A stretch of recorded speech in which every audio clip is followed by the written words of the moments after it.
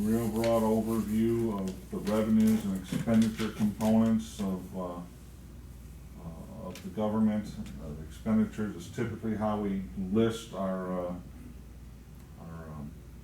public hearing notice by general government, public safety, public works, things of those natures.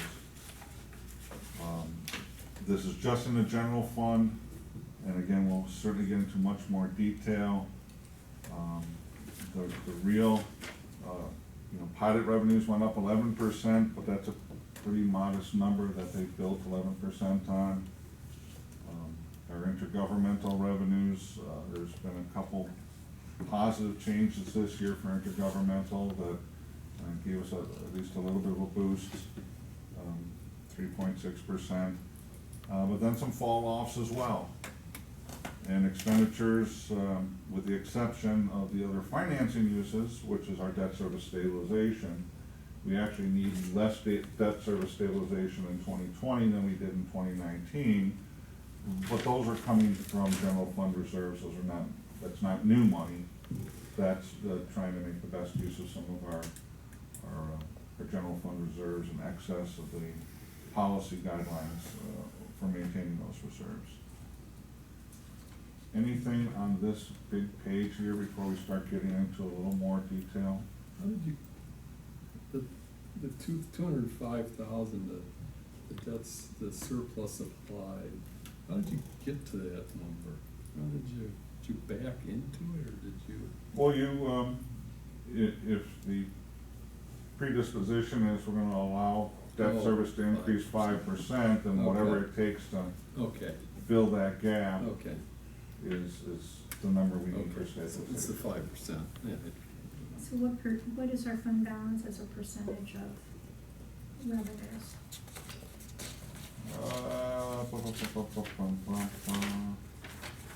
I don't have that here. I know our fund balance is typically looked at as percentage of expenditures. Okay, whatever the And I think that is projected to be like about 36% right now. Okay. In the full budget, you have a specific slide in the general fund that covers that, but those details are not in this snapshot view of the budget, so. But it's definitely in your budget book materials, which, by the way, are at your workstations, along with a capital asset guide. Again, staff did a lot of work this year to try to formalize and express some of the things that we've done behind the scenes, to just come up with a better process and more transparent process on how we rate and evaluate our capital assets. So I did provide a copy of that for all trustees with their budget books. Page 7 kind of tells the story. For revenues, you'll see that we're dependent on our budget 70% on property taxes, with a variety of other items mingled in, short of state transportation aids and some shared revenue. That's our intergovernmental revenue. The remaining of our revenue areas really don't account for a dramatic portion of the revenues necessary to fund the expenditures. The right side of that page talks about your expenditure composition and how those expenses are distributed. Other public safety being our contractual services with North Shore Fire, the health department, communications. Those are all largely intergovernmental. Lifeguards are in that. Public works is pretty self-explanatory. Police is self-explanatory. We do break out planning and development as a hybrid between public safety and general government, with the remainder of Village Hall being that general government category at 12%.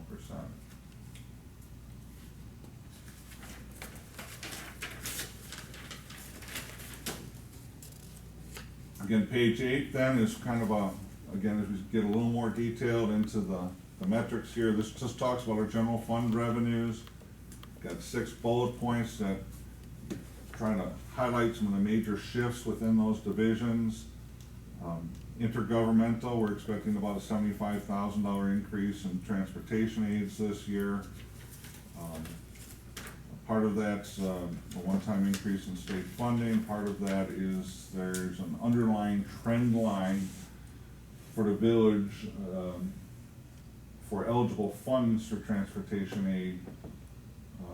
That's based on police services, highways, street and alley improvements, road reconstructions, and a whole myriad of things, all part of the state C annual report.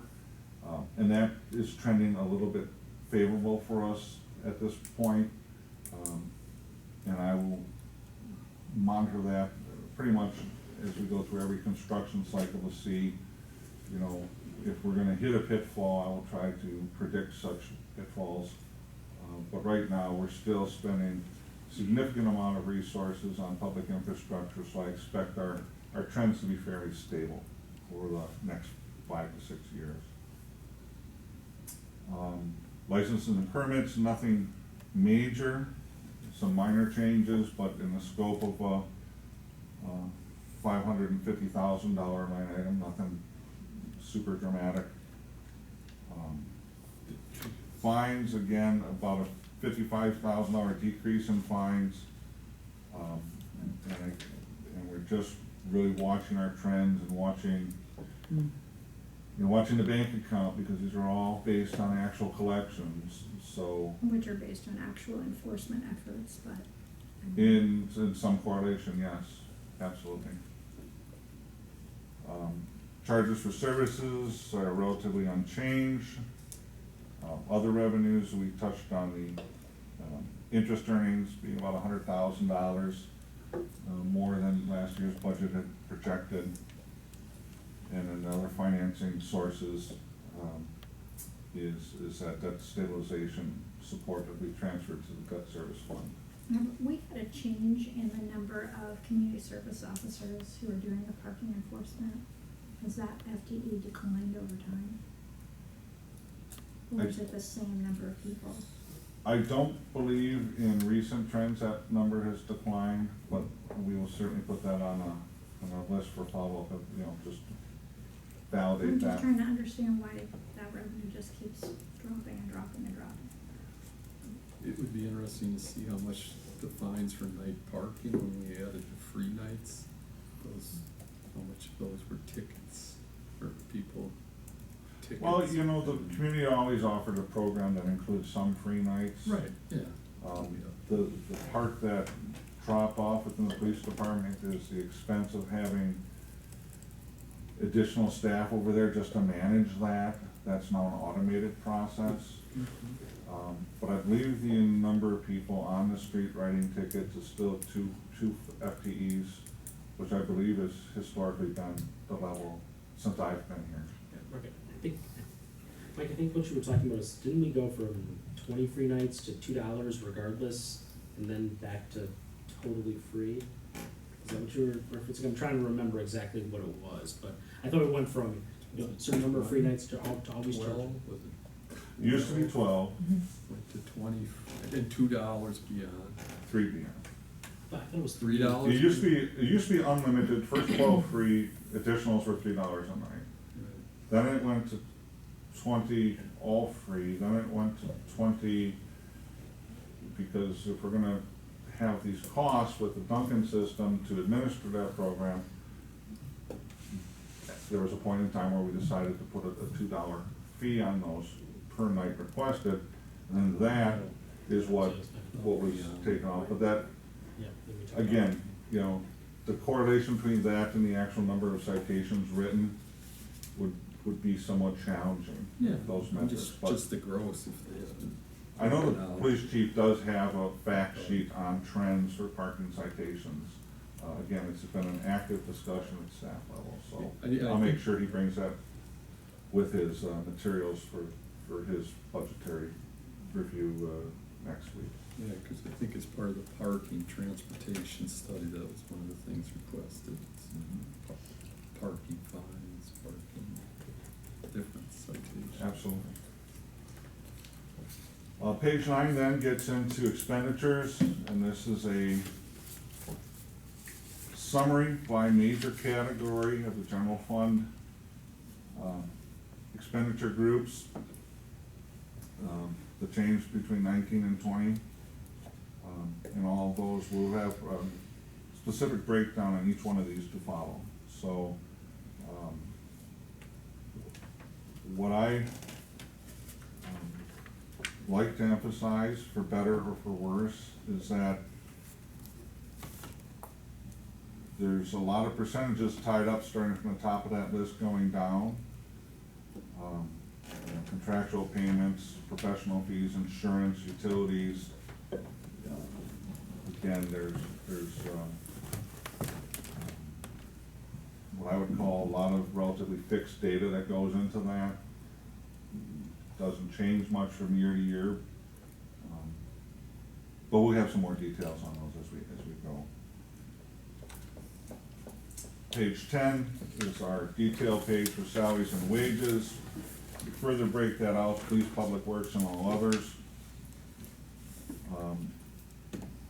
Police is changing 3.2%, public works 5.9%, all others 2.3%. Within this budget is a program 2% cost of living adjustment for staff salaries.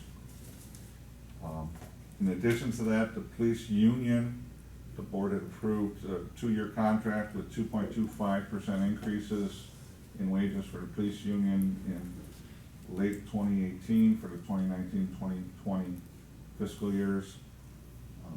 Plus the original 2019 budget had estimated a 2% increase, so we're doing a little catch up on that compared to what was ultimately approved in the union contract. And then there's been some turnover in the police department in the last couple of years, so we've got a number of newer officers who are working through their pay grades per the union contract, so that also is an additive bump to that year-over-year change as they advance through their pay grades per the union contract. DPW budget, as well as the police budget, we assume 6 months of staff vacancies, just to employee turnover. We do start this year restoring the additional 6 months of staff vacancies that the board approved in last year's budget. Full-time positions has not changed, although there are slightly more resources allocated between public works and the utilities on the public works side. But the biggest driver of that number being as high as it is restoring $40,000 of additional vacancy that was part of last year's budgetary process. So we approved 12 months of vacancy last year, but this year the budget is 6 months. Correct. Okay. And historically, we've always budgeted accommodated for 6 months within the PD and then 6 months in public works based upon documented trends that we've seen within the scope of those departments. Last year was the first year that there was a vacancy factor put in the amount of $40,000, and from the board had said put it anywhere. So Mark had put that within, specifically the majority of it's in forestry. For public works, so that's why you see that number come out higher. One of the differences between last year and this year is that last year, if you'll recall, we had a number of vacancies in public works. And they're at budget time. So when the direction was received, we had staggered that hiring process to proceed into the 2019 year to accommodate for the $40,000 vacancy factor, right? So we'll achieve that goal for this year. However, we also proceeded to hire for those positions. And so now we are fully staffed. And I will sit here, fully staffed. We've been fully staffed for Which is a good thing. a while, right, which is also a good thing. So that, I just kind of bring that to your attention because it's a different circumstance for, that we're in right now. Then on page 11, again, a little further breakdown on our fringe benefits line item. These are the major categories. You'll see that even though health insurance is programmed for a 5% cost increase, our actual health insurance costs are dropping in the general fund for the 2020 budget. Part of that is the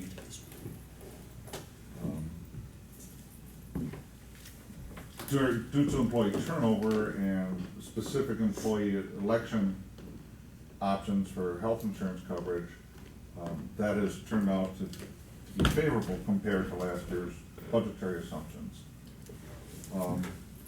I just want to also express though that as this year's results are favorable, that pendulum can swing both ways at any given time. So hopefully it's not too dramatic, but it was some good numbers budgetarily for us this year compared to last year's budget.